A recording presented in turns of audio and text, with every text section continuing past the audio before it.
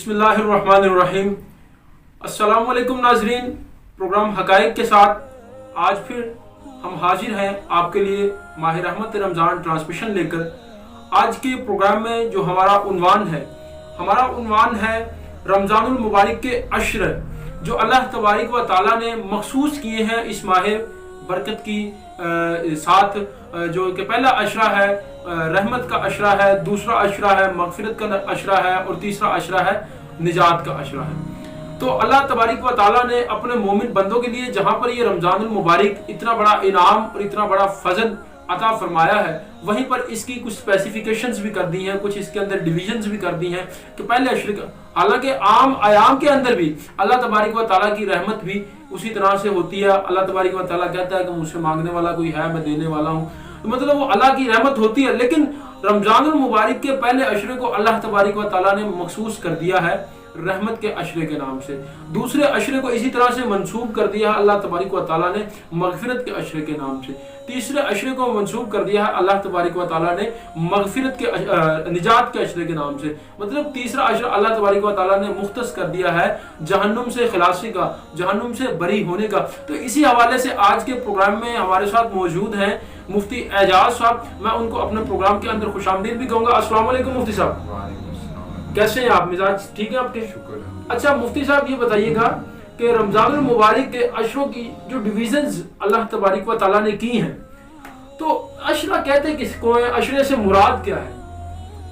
बिस्मिल्लाहिर्रहमानिर्रहीम, अल्हम्दुलिल्लाहि व कफ़ा व सलामुन अला इबादिहिल्लज़ीना इस्तफ़ा, अम्मा बाद फ़अऊज़ु बिल्लाहि मिनश शैतानिर रजीम, बिस्मिल्लाहिर्रहमानिर्रहीम। सबसे पहले मैं टीम हकाइक का शुक्रिया अदा करता हूँ कि उन्होंने इस माह मुक़द्दस रमज़ान मुबारक की बबरकत खुसूसी रमज़ान ट्रांसमिशन के अंदर मुझे गुफ्तगू करने का मौका दिया। अशरे का जो लफ्ज़ी माना होता है वो 10 दिनों को अशरा कहते हैं। 10 दिनों को अशरा कहा जाता है। और रमज़ान के अंदर 3 अशरे हैं, जैसा कि आपने पहले कहा कि 3 अशरे 30 दिन बन जाते हैं या 29 दिन, और ये रमज़ान मुबारक का महीना मुकम्मल हो जाता है। पहला जो इसका अशरा है वो रहमत का अशरा है कि जिसके अंदर अल्लाह तबारक व तआला इंसान की तरफ अपनी रहमत को ज़्यादा मुतवज्जे करते हैं। और दूसरा जो इसका अशरा है वो मग़फ़िरत का अशरा है कि जिसके अंदर अल्लाह तबारक व तआला इंसानों के गुनाहों को मुआफ़ कर देते हैं और ये ऐलान करते हैं कि है कोई मुझसे मांगने वाला। और जो इसका तीसरा अशरा है वो जहन्नम से आज़ादी का है। नबी पाक सल्लल्लाहु अलैहि वसल्लम की एक हदीस मुबारका है जिसका खुलासा कुछ यूँ है कि अल्लाह तबारक व तआला रोज़ाना हज़ारों के एतबार से वो लोग जिन पर जहन्नम वाजिब हो चुकी होती है उनको जहन्नम से खुलासी देते हैं।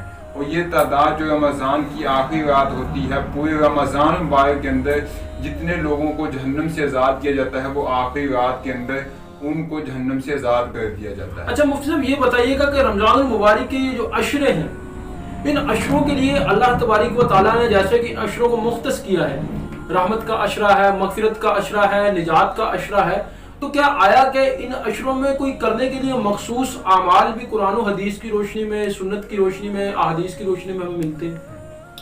जैसे पहले मैंने अर्ज किया कि जो पहला अशरा है वो रहमत का अशरा है। जी रहमत। तो ऐसे आमाल हम अपनाएं कि जिसकी वजह से अल्लाह तबारक व तआला की रहमत हमारी तरफ ज्यादा से ज्यादा ऐसे आमाल कौन से? कौन से ऐसे? वो आमाल जैसे कुरान मजीद की तिलावत करना, ये सबसे ज्यादा इसकी खुसूसियत का ये हामिल है, क्योंकि जो कुरान मजीद है इसको रमज़ान मुबारक के साथ बहुत ज्यादा खुसूसी निस्बत है।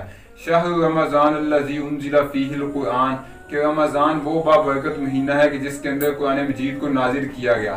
और दूसरा अशर जो मग़फ़िरत का है, इसके अंदर इंसान ज़्यादा से ज़्यादा तौबा इस्तिग़फ़ार करे, जैसे हदीस मुबारका के अंदर दुआ बताई गई, अस्तग़फ़िरुल्लाह रब्बी मिन कुल्ली ज़ंबिन व अतूबु इलैहि।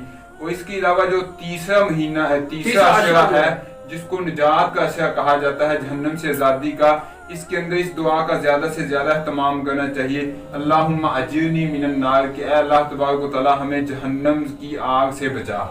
तो मुफ्ती साहब ये बताइएगा कि ये रमज़ानुल मुबारक के अशरे अल्लाह तबारक व तआला ने जो मुख्तस किए हैं रहमत के अशरे के नाम से, मगफिरत से, निजात से, تو اللہ تبارک و تعالیٰ کی رحمت تو عام ایام میں بھی اسی طرح سے نازل ہو رہی ہوتی ہے. اللہ تبارک و تعالیٰ سے اگر عام ایام میں کوئی بندہ معافی مانگتا تو اللہ تبارک و تعالیٰ تو معاف کرنے والے ہیں. اگر کوئی معافی مانگتا تو اللہ تعالیٰ یقیناً اس کے گناہوں کو پس پردہ ڈال کر اس کو جہنم سے بھی نجات عطا کرنے والے ہیں. تو یہ کوئی خاص ایسی وجہ، کوئی اسپیسیفیکیشن جس کی وجہ سے اللہ تبارک و تعالیٰ نے ان عشروں کو مختص کیا؟ اس کی وجہ یہ ہے کہ سارے کے سارے مہینے یہ اللہ تبارک و تعالیٰ کے ہیں، لیکن رمضان المبارک کو خاص طور پہ حدیث مبارکہ میں یوں بیان کیا گیا، رمضان شہر اللہ، کہ جو رمضان ہے یہ اللہ تبارک و تعالیٰ کا مہینہ ہے. وہ اس کے اندر اگر عمل کریں اس پہ منافع بھی بڑھ جاتا ہے، ثواب بھی بڑھ جاتا ہے. حدیث کا مفہوم ہے کہ اگر ایک آپ نفل پڑھیں گے تو اس کا جو اجر ہوگا وہ فرض کے برابر ہوگا، اور ایک فرض کا 70 فرائض کے برابر ثواب ملتا ہے. اور ایک حدیث کے اندر اللہ تبارک و تعالیٰ کا ارشاد یوں نقل کیا گیا، نبی پاک صلی اللہ علیہ وسلم فرماتے ہیں کہ اللہ تبارک و تعالیٰ ارشاد فرماتے ہیں کہ الصوم لی، کہ روزہ میرے لیے ہے، وَأَنَا أَجْزِي بِهِ، اور میں خود اس کا بدلہ دوں گا. تو اس سے یہ معلوم ہوا کہ پہلے مہینے بھی ہیں، لیکن اس مہینے کے اندر اللہ تبارک و تعالیٰ کی عنایات، اللہ تبارک و تعالیٰ کا کرم اور اس کی رحمت زیادہ متوجہ ہوتی ہے انسان کی طرف.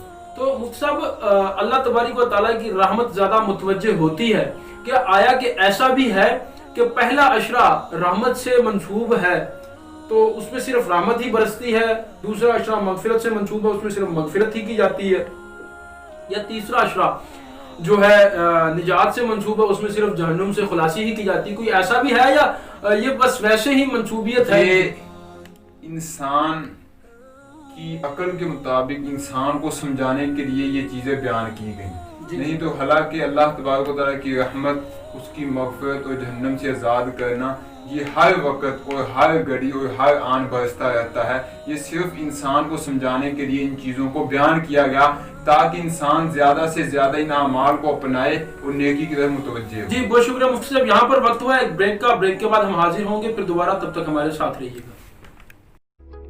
تطویر group of colleges, admissions open, medical, engineering, business اور IT جیسے شعبہ جات کی خواہش مند طالبات کے لیے خوشخبری.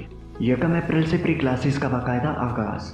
FSc pre medical, FSc pre engineering, ICS، ICOM اور FAIT میں محدود نشستوں پر داخلے جاری ہیں.